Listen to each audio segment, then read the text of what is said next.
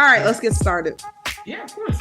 All right, hey everybody, it's Torrie O'Neill, founder of the Mighty Dames, and finally, again, we are back for another edition of the Roll Call interview series.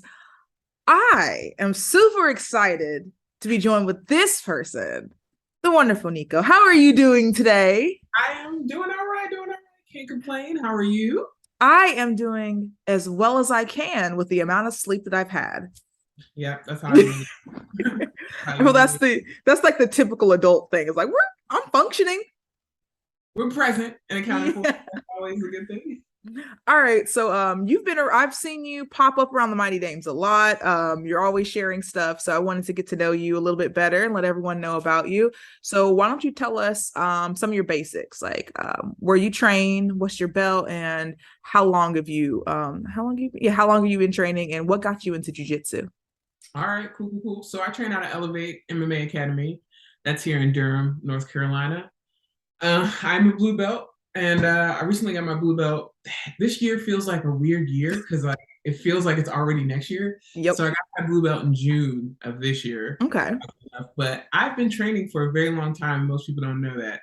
So I'm an OG Jiu-Jitera, I guess is how you say it. Okay. So I started in 2010 training under Lloyd Irving in Camp Springs, right? Back when the old heads were there, before Sijara Eubanks was in the UFC. I had Brandon Vera. So I was training there for 3 years, 2.5, 3 years. And then I left and did many other sports. And then I came back. So I think all total, it's been like 4.5 years. Okay. Yeah.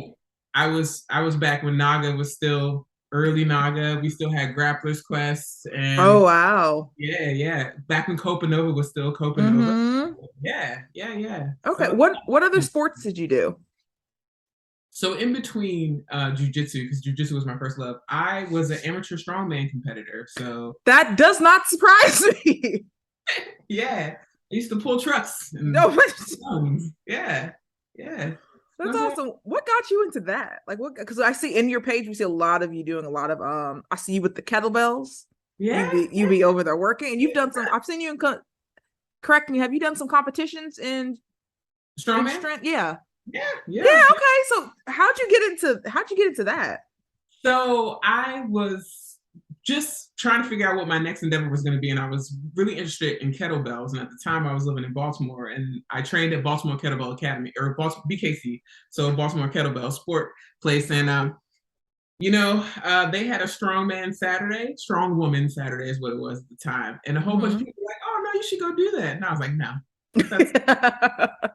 that's not. You must have me confused with someone who can lift heavy things." And a bunch of ladies was like, "Listen, we about to have a competition. You should come do this. You can lift more than you think you can." And at the time, I was struggling to pick up 100-pound stone, and they convinced me. Okay.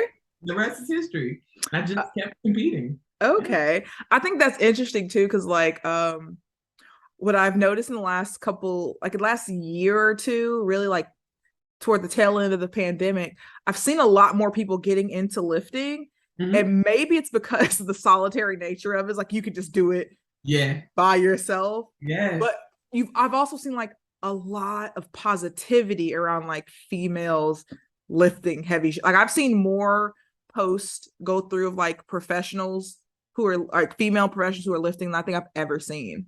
Listen, the female lifting community for both strongman and powerlifting is dope, man. It's so dope. Like I had never met any ladies who were like, "Yeah, no, you can lift that thing," and like had full confidence. You know what I'm saying? Like, I'm standing back, like, "No, I can't do that." And they're like, "No, you absolutely can," and then you do. It's so dope, man. So like, it was really a great opportunity for me to understand that, like, if you think you can, you can. And like, you're fine. You can do it. Yeah, 100%. It was amazing. What I've seen, what I like about it too, is it's kind of similar to like what I've tried to do with building like the Mighty Dames. Is like, girl, your body can do great things, because like you're not seeing that many like itty bitties lifting like you. What is the thing? Like it takes weight to move weight. Yeah. So like I love seeing like these like big girls really lifting these high numbers, and just another way of showing like, hey, whatever body you have, there's something for you. Yeah, absolutely. I never would have thought of that. You know what I'm saying? Like coming to, even when I was younger in the jujitsu community, because I'm old, I feel like really old now. But like, But black don't crack, so you look fine, girl. You got it. yeah, You good. yeah.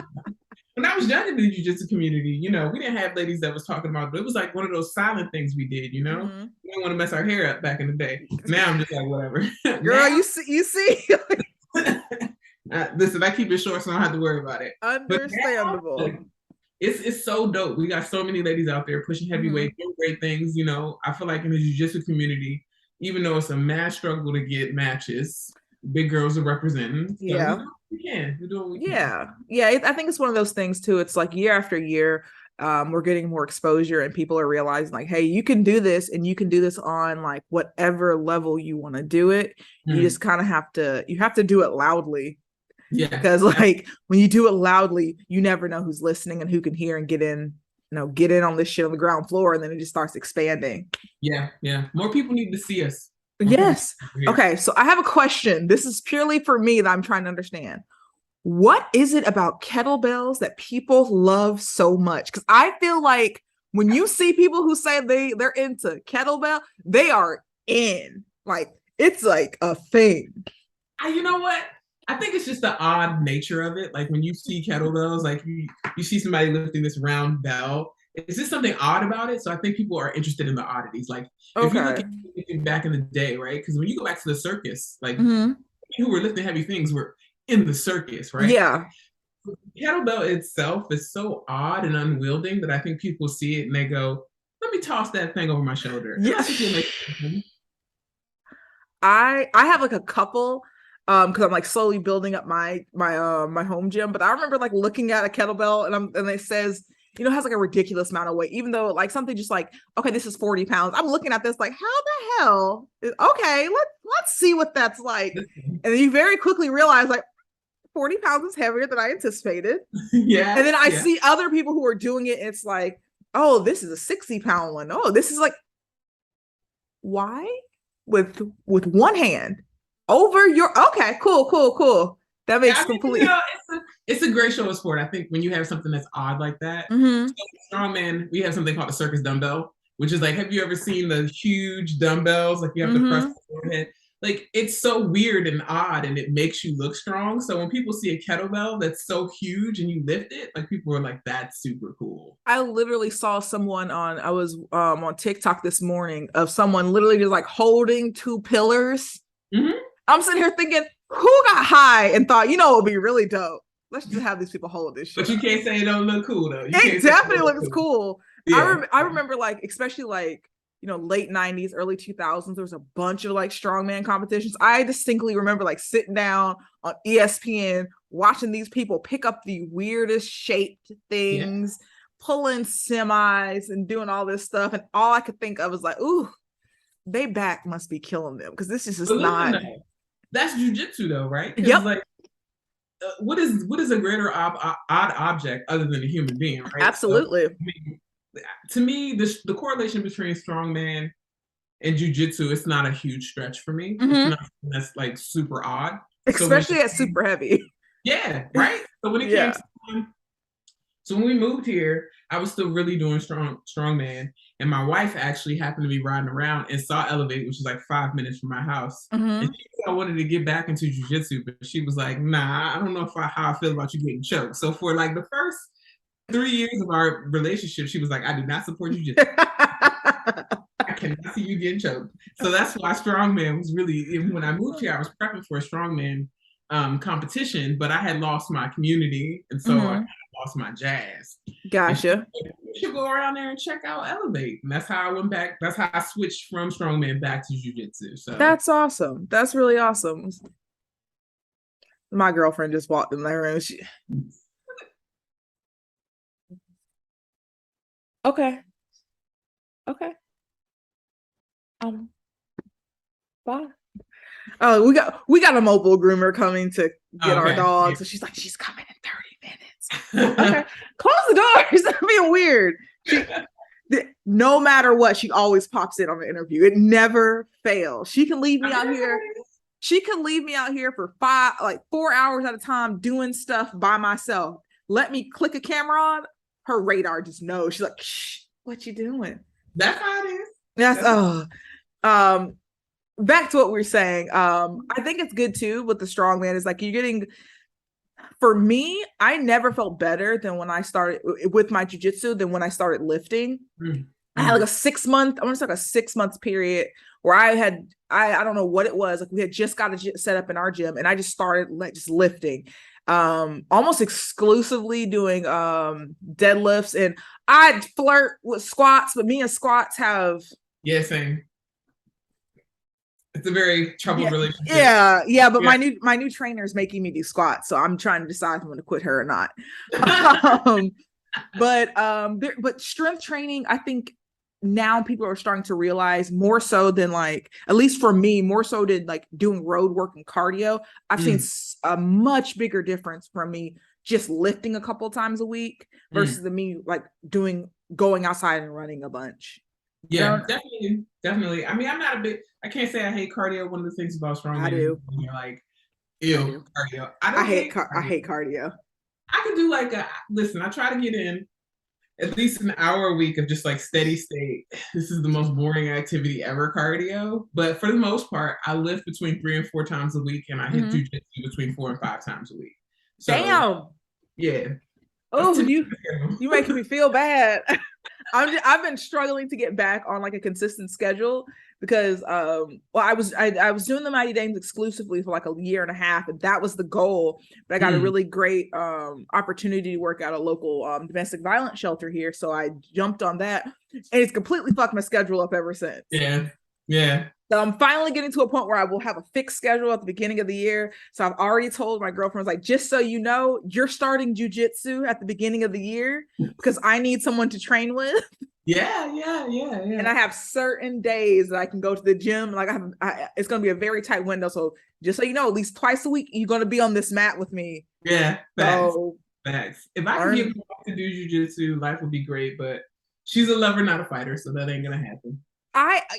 When we had our camp last year, I got her to do the Muay Thai class, which I wasn't expecting. It's easier, and especially like I don't want to like put this on a race, but it's easy to get like Black people to punch some shit than it is to get them to do jujitsu. It's all the choking and the sweat, man. It's the touching and all that, but like I feel like especially like the African American community, the Black community, there's a special tie to like boxing. So any kind of striking sports is almost, and we have this whole culture of like with karate too. That's so weird. It's weird. It's easy to get them into that. So I could get her to a kickboxing class. The moment I was like, "Hey, come down here," she's like, "No, I'm gonna go sweating on me. I'm gonna go sit over there." Yeah, they have to touch me. I'm not okay with that. And another thing is like, I remember like as I was when I was going through like lifting, I was like, okay, I'm going to do this. I got this. I was doing it. I was struggling my way through squats. Like I was truly like struggling just to get it with like just like a bar and maybe like tens on there, just so I could get my just to get it right. She walks in here with sweatpants and some damn Crocs, throws some plates on there. She's like, "Oh, this is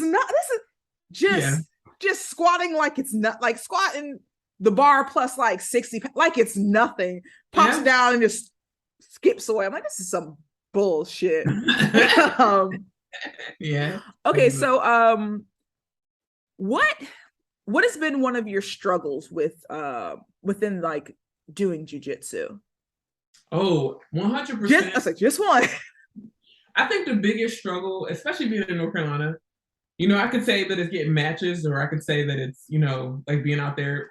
I think that's a given if you're at either end of the spectrum. I think the biggest thing, especially being in North Carolina, is creating a community when I go to different gyms.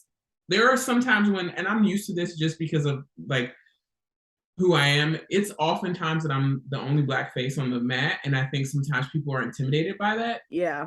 Not because honestly, I can't say why. I think it's, you know why. No, I know. I don't want to say that. So I think the hardest thing sometimes is going into a new gym and having people being willing to take a role with me. Because I'm a larger person, so people are automatically afraid that I'm just going to lay on top of them and not let them do any work. Yep. But 2, being a Black face, I'm probably the only Black face that you've seen in 6 months because you're surrounded by people who look like you. So that's the biggest thing. Listen, I'm glad you said it. That because like it's difficult to explain to some people because you know it's Brazilian jiu-jitsu and people think of like people from Brazil as being like these, you know, tan or even like the Afro-Brazilian. They think of that, but they forget that like that's in Brazil, we're in America, and it's a white male dominated sport. Mm-hmm. So and there's all, at least for me, I always felt like as someone who cross trains a lot, there was always a moment of like, all right, this is my proving ground. Yeah. This is me showing them that like not only do I do jujitsu, I've been doing it for a while. I am fairly skilled at what I do, and I'm more than just my body. Yes. And that is every time. Every time. And it's almost like I had the same thing when I went into like different professional like arenas where I worked, where people get surprised that you're good. Yes. And I used to get that all the time where people were surprised that I was educated. Yes. Like I tell them I have a degree, they're like, oh, the same thing happens to me. That's what I was saying. Like, really? You know, I'm so used to being the only black face around a professional table that I have to let people know, listen, I didn't come here because somebody saw me on the side of the road and was like a little bit of pepper with the salt. I got here because I have a degree. And yes. Yeah. So I love fucking with people that way when they're asking, they're like, oh, so what do you we have people who like are going back to school and they're like, oh, I would never go back to school. Like, oh, why not? You should really get just like, oh, honey, no, I got like 3 degrees. I'm just done now. You're just tired now. Yeah, like no, I have 2 masters. You know, just I gave them to my mom to put in her house because you know I've gotten what I need from them.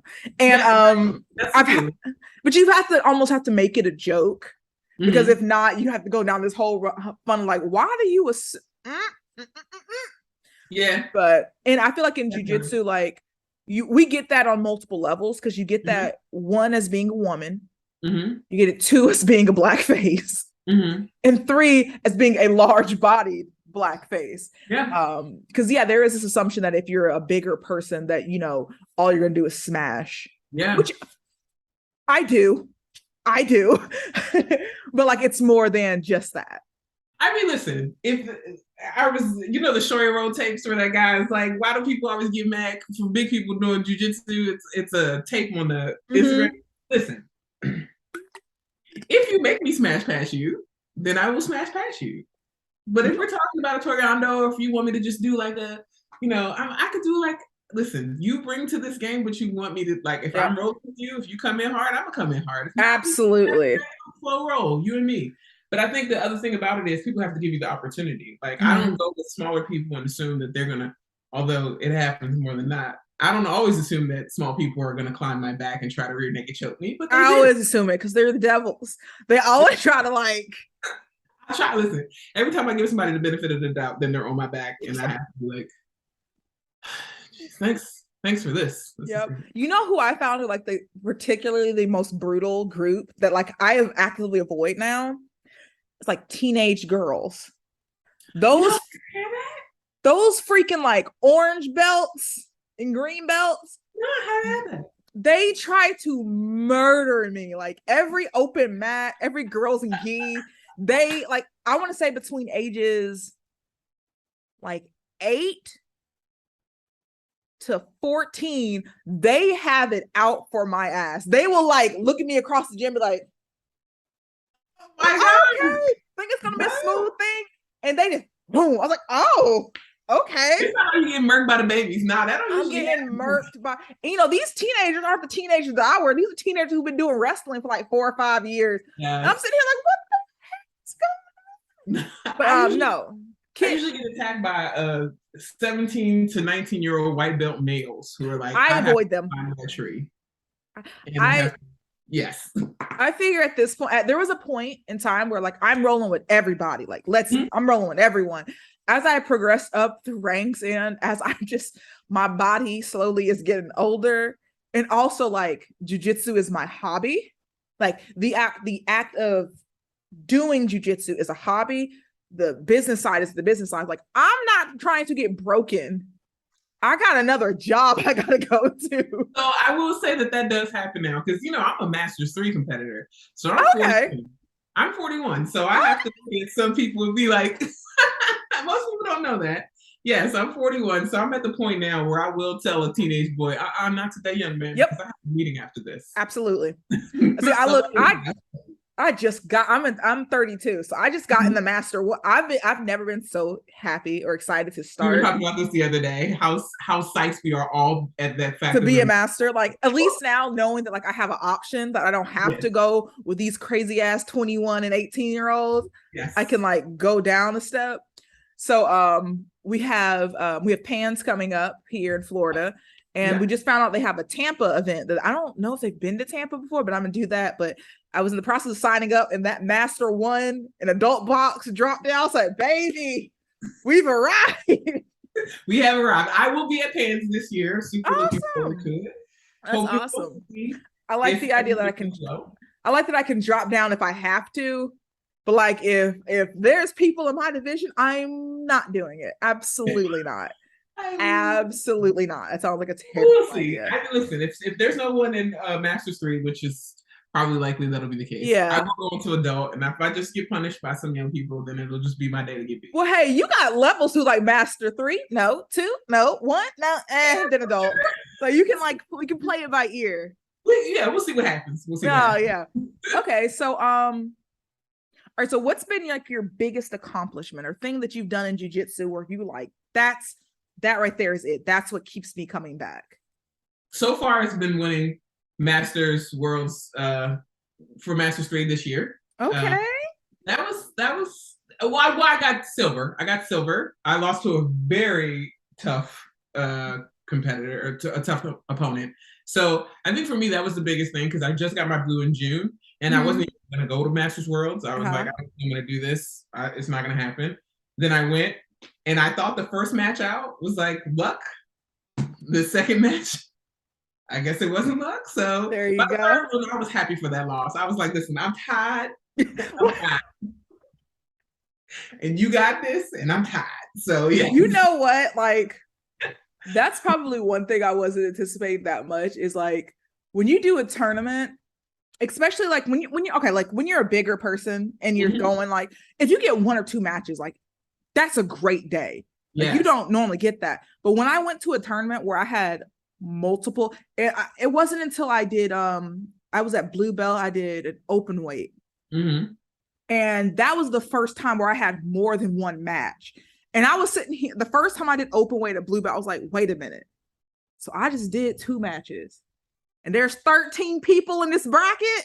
And I'm sitting there adding in my head. So I got to do 2 plus at least 3 more if I want to win. So I got to do 5 today. Yes. Okay. By that last one, I was just sucking wind. Like it's so fun because you can train every day. Like in the class, you can train and hit 5 matches and walk out of there and be like, okay, that was in a row. You can in a row. You get 30 seconds and they're like, find a new friend, and you got another 5. You killing it then. You go to a tournament and they're like 5 matches and you get 15, 20, sometimes an hour in between matches. Dead ass by the time you get to your last one. I sleep so good after a competition. Yeah. Like I sleep dead to the world sleep. But that I will say that right there, when I'm like the times that I do like make it to like finals and I'm like an open weight, that is when I absolutely do every heavyweight stereotype. I take them down and I lay there. I'm playing with the arm like, oh, am I gonna get that American? Oh, damn. Let me go for a straight arm bar. No, I'm going to lay my entire body on your body for the next 2 minutes until this round is going because I cannot get back up and take you down again. Absolutely. Listen, between my second match and my third match, I barfed in the bullpen, and I don't even know how I got myself together to go out for the third match. I'm trying to talk to my coach because I'm like, I gotta go. I'm literally barfing before going. By the time I was so tired. I haven't because of COVID and my crash and all that, I hadn't been able to compete since 2019 because COVID was 2020. Yeah, so like all that happened right as I was about to as I got my purple belt is when COVID hit. So I hadn't been able to do anything, and then I got injury after injury whenever Pans came here, so I wasn't able to do it. I remember my last tournament and I was at open weight. This was my last one at Blue Belt. I remember my coach was sitting there. He was looking at me. He's like, it's just one more, Torrie. You just got one more. I looked him dead in his eyes like, I don't have it. I'm tired, Brian. Yes. He's like, it's fine. You just got one more. It's like, no, I really don't think you understand. I don't. He's trying to like pep me. I was like, I don't want to hear you pep me up. I want you to tell me to do something very simple because I don't have it, Yes. Brian. I was so fit. And at this point, like I was a little heavier than I typically was, but I had been training. I was like, I'm gonna kill this tournament. No, did not have it. I don't think there's any prep that you can do. Like, listen, I go and sometimes I'll look at the assault bike and I'll think, man, if I can hit that assault bike for 30 seconds, that's that first 30 seconds to a minute when you come out. You can get you some rounds hitting that assault bike, right? You think it's gonna prepare me. And every time I go to the gym, I look at the assault bike and I'm going, you know what? I'm just gonna hope that I don't get taken down and rest. That's the goal. I'm just how tall are you? I'm 5'8". 5'8". Ah, you seem taller. I wish I was taller. I would love to. I'm 6'1". So yes, I always to be that tall. I was like, I always assume everyone is like my height. So no. Have you had that point when you go into a competition? Like for me, I'm always the biggest person in my competition, like always. And then every now I come across someone who's like similar to me. Have you had that moment yet? I won't say as of yet because even my opponents at Worlds, I probably had at least 20 pounds on the heaviest person. So I haven't met anybody yet who is my weight. But also I'm trying to like drop weight. Like I was talking to my nutritionist and like I would love to go to Masters World next year as a heavyweight, not as super heavy, because like, but 175 is like so. That's a drop. Listen, I haven't seen 175 since I was a senior in high school, and even then it was 180. I haven't seen 175 since I was maybe a freshman in high school.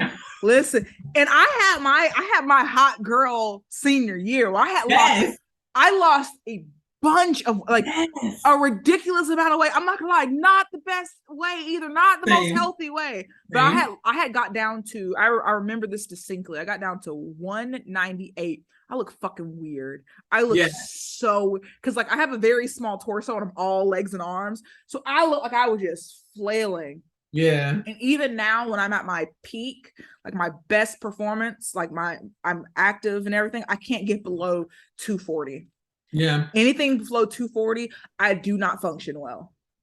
I think like if I can go into pans, so I'm trying to hit pans at like 220.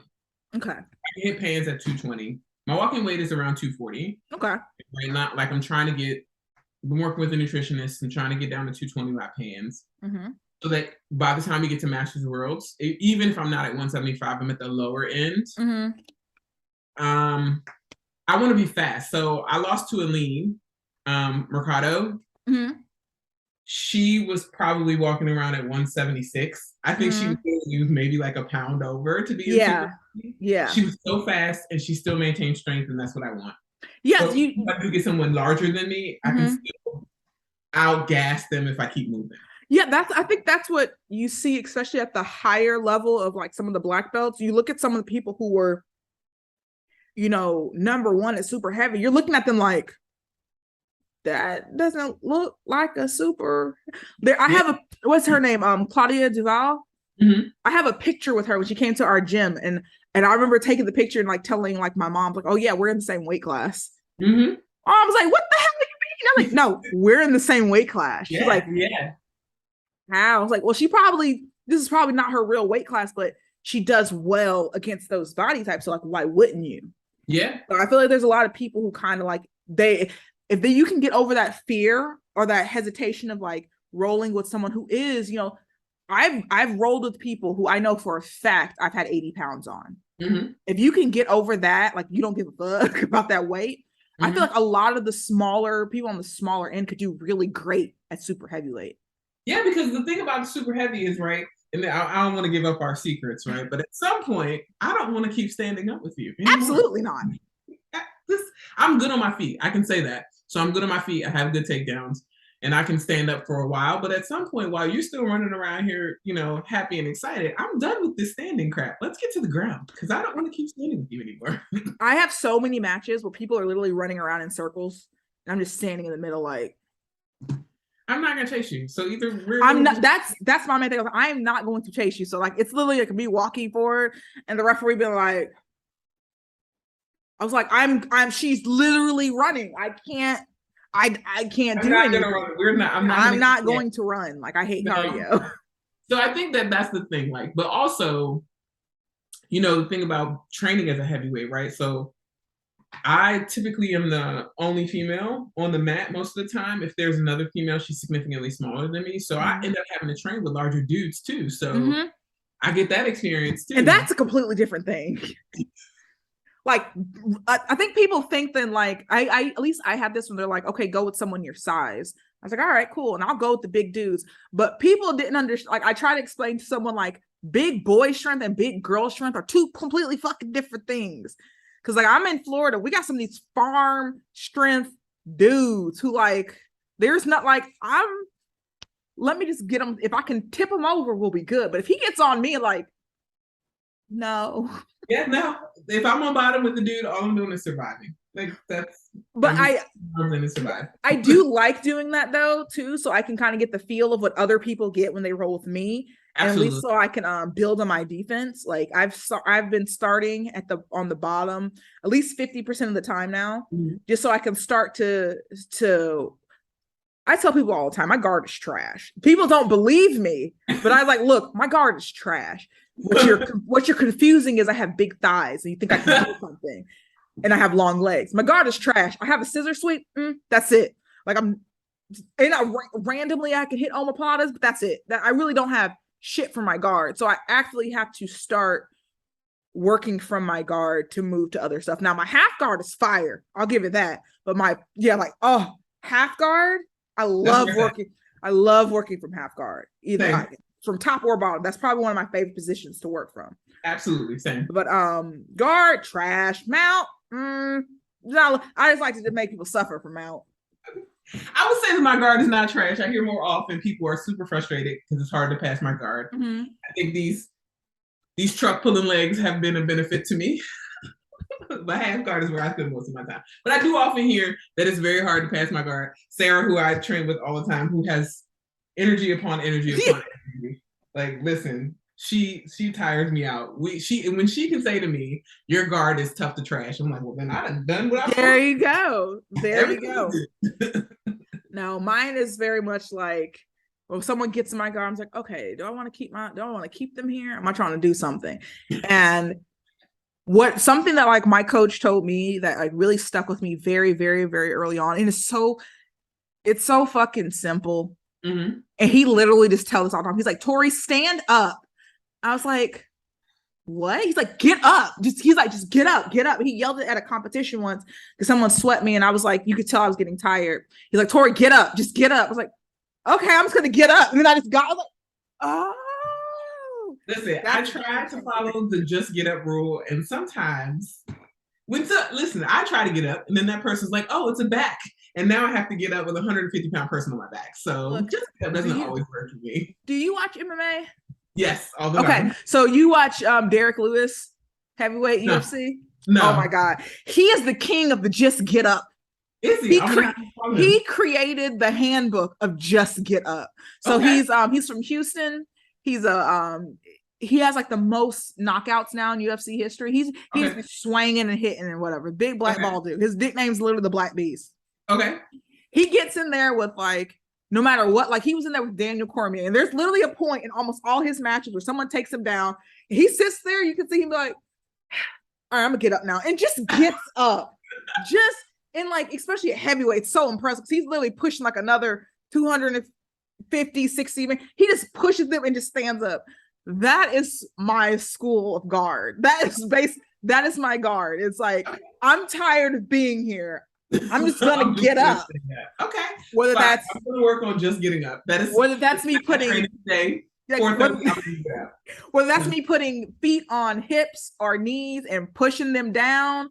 Whatever I have to. Sometimes I'm like, I'm tired of this. I'm getting up. Whether that's like, I know it sounds really simple, but like whether it's hitting a Kimura sweep, whether it's like sweeping them anyway, whether it's kicking them off of me, whether it's pushing them at the knees, they are going to half guard so I can get up. Literally in my mind, thinking just get up has saved me so much time.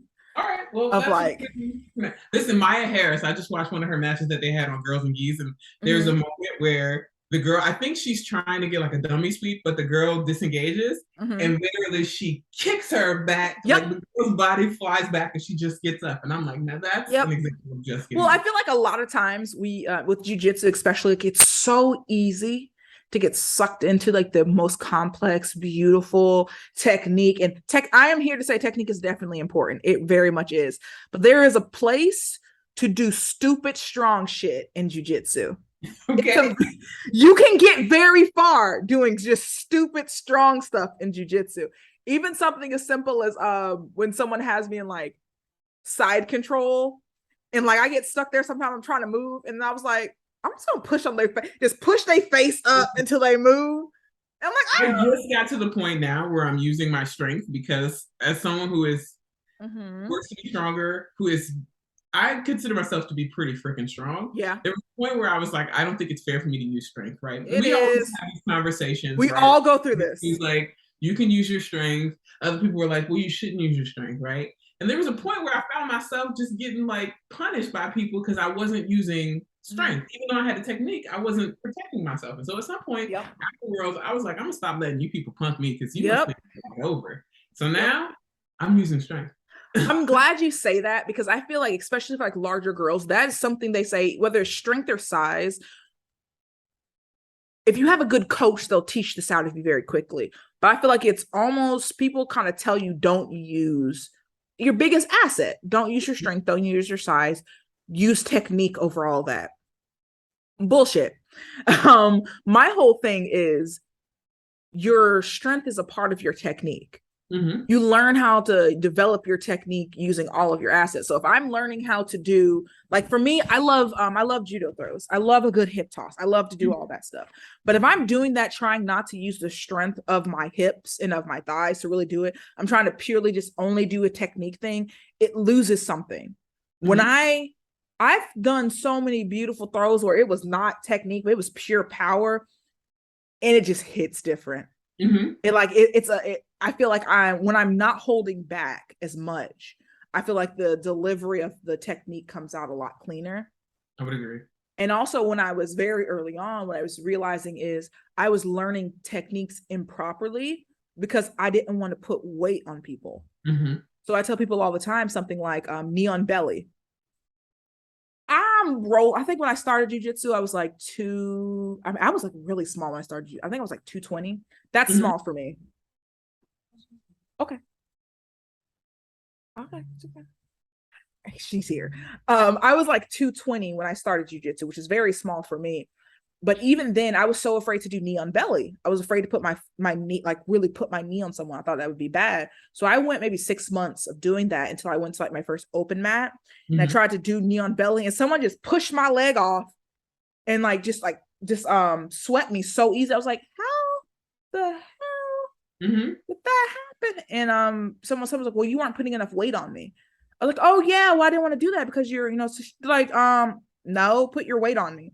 And realizing that and several other techniques that like I was doing, I had trained it wrong so many times that now when I was in live situations, I was doing it wrong because I was trying to prevent. I have competition matches for when I throw somebody, I literally have them by their collar and I'm letting them down slowly. Yeah. Because I gotten so used to not just full throwing and letting people fall. So like I threw and I'm like, oh, here you go. And I gently put them down to the ground. Yeah. And like where another coach is like, I saw what you did there. I appreciate it, but don't do that. That's not good. There's times now where I can say now, like in the past 6 months, so many people, even smaller people, are saying to me, like, stop. Listen, I signed a waiver. I know why we're here. You got to get your training in the same way I have to get my training in. Don't shortchange yourself just because you can't. Don't not use your asset because mine is just that I'm smaller. Absolutely. I think that's like one of the biggest messages I like to get across from people is, first of all, when you're rolling with someone, let them know what you're about, what you're trying to do. And if they don't want to roll with you, find someone else who will. Because as many people who don't want to roll with the big people, there's like just as many people who are like, oh, we're gonna do this, like let's go. Yes. So I feel like find your people, find your person to roll with, and like it makes such a big difference when you start not being so afraid of everything you bring to the table, and you just you know what, we about to throw this body around, let's see who can catch it, and then just go about your day. It gives you an opportunity to have fun and you can enjoy jiu-jitsu more. Exactly. Okay, so do you have anything coming up, jiu-jitsu or strong woman? I mean, right now I'm just focusing on pans. I recently got some not so great news. So my mom just found out that she has cancer. So this year I have all these plans for things that I want to do, but also I have to be there to be supportive for my mom. So my mom just went through it for the second time. So this is our first time. We just found out on Thursday. Okay, I'm so sorry to hear that. Listen, I appreciate it, but when we were doing this interview, you know, my she's actually getting a blood transfusion right now as we speak. And I said to myself, I'm not going to not do this, because if she's fine, then I need to be fine. Like, I need to take my cue from her. So today she's fine. So today I'm fine. There we go. And what happens, you know, she wants me to. She knows that jiu-jitsu and strength training in general keep me grounded. So you know, the goal is right now, pans is on the horizon, and I'm going to try to keep myself and my mental health and my body working well, so that not only I can support her, but also, you know, show up for pans. Absolutely. Good. I feel like that's the best thing you do whenever you have someone in your family who's going through something, is to be there for them, but remember to be there for yourself as well. Because it's so, like I said, I just experienced it. It's so easy to get so wrapped up into like, I have to be there to care for this person. Meanwhile, they're like, I'm fine. Yes, that's where it's at right now. I was like, Mom, are you good? She's like, yeah, I had my crap and I'm good. I'm gonna keep him. We're over here like, oh, I went to, because my mom had infusions. I was like, I'm going to everyone. I'm gonna sit there. It's like, boy, there's 6 hours. You don't have to sit here, and why don't you just take your laptop and go to Panera for a little bit? It's like, no, I need to be here for you. She's like, I'm about to take a nap. I was like, oh, okay. Yes.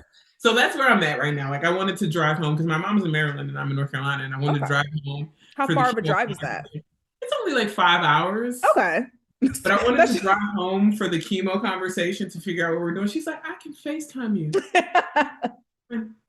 That's moms, though, trying to kind of save you from dealing. It does not matter how old you are. That's moms. So best of luck to you and your mama. We're going to give out positive energy.